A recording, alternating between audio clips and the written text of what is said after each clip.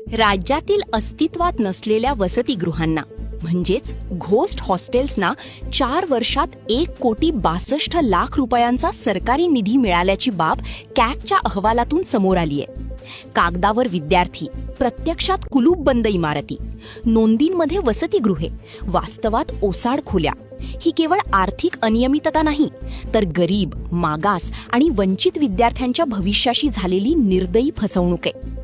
कॅगच्या अहवालाने राज्यातील तथाकथित घोस्ट हॉस्टेल्सचा जो काळाकुट्ट चेहरा उघड केलाय, तो प्रशासनातील बेफिकिरी, भ्रष्टाचार आणि उत्तरदायित्वाच्या अभावाचा जिवंत पुरावा आहे.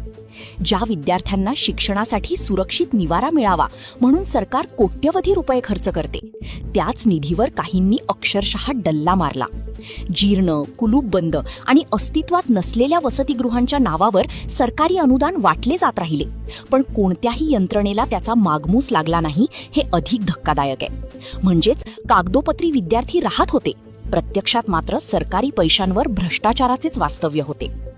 कॅगने उघड केलेल्या इतर त्रुटीही तितक्याच गंभीर आहेत.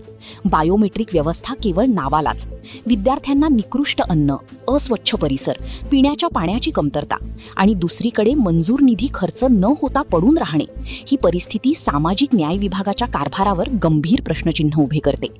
गरीब विद्यार्थ्यांच्या नावावर निधी मंजूर होतो, पण तो त्यांच्या जीवनमानात सुधारणा करण्याऐवजी भ्रष्ट साखळीत अडकतो. ही शोकांतिका आहे.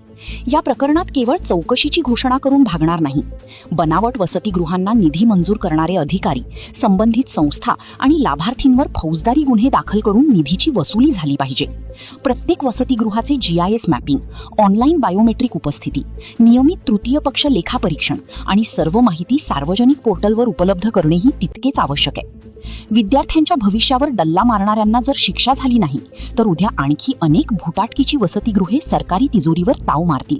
शिक्षणाच्या नावावर चालणाऱ्या या भुताटकीला आता पूर्णविराम देण्याची वेळ आली आहे. गरीब विद्यार्थ्यांच्या हक्काचा प्रत्येक रुपया त्यांच्या शिक्षणावरच खर्च झाला पाहिजे. अन्यथा सामाजिक न्याय ही संकल्पना केवळ सरकारी फाईलमधील एक शब्द ठरेल.